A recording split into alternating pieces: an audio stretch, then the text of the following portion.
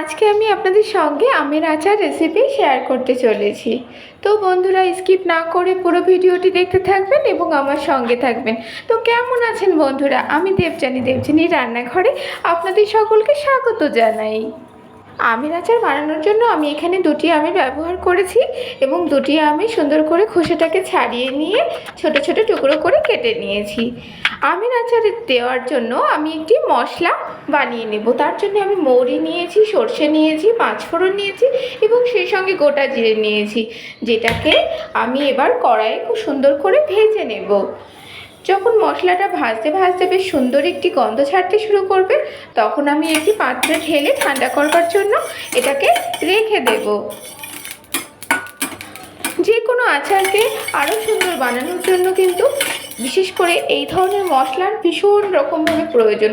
তো আমি নতুন করে আবার গ্যাস ওভেনটি অন করে নেব এবং সেই সাথে কড়াইটি গরম হলে তাতে আমি সর্ষের তেল ব্যবহার করব এবং সেই সঙ্গে একটি শুকনো লঙ্কা আমি হাফ হাফ করে দিয়ে দেব। সাথে সাথে আমি এখানে পাঁচফোড়নের ব্যবহার করব। এবার আমি একটু নাড়াচাড়া করে নেব।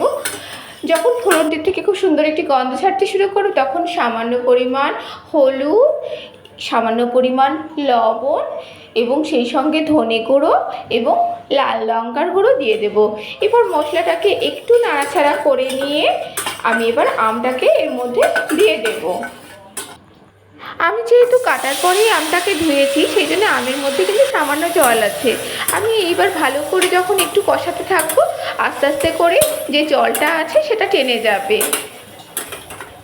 তো আমটাকে আমি কিছুক্ষণের জন্য একটু রান্না করতে থাকবো। মোটামুটি এই মিনিট দেড়েক মতন আমি একইভাবে আমটাকে কষাতে থাকবো।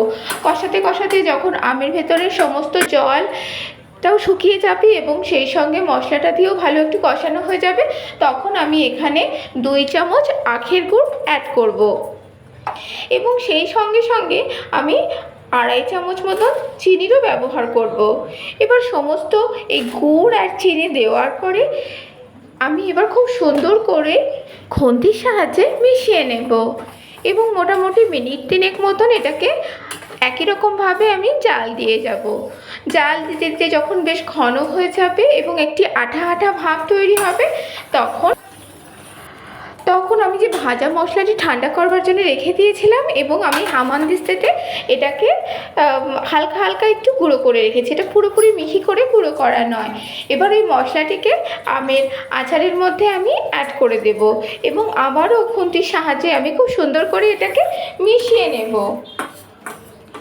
খুব সুন্দর করে মিশিয়ে নেওয়া হয়ে গেলেই বন্ধুরা, আমার কিন্তু আমের আচার কমপ্লিট।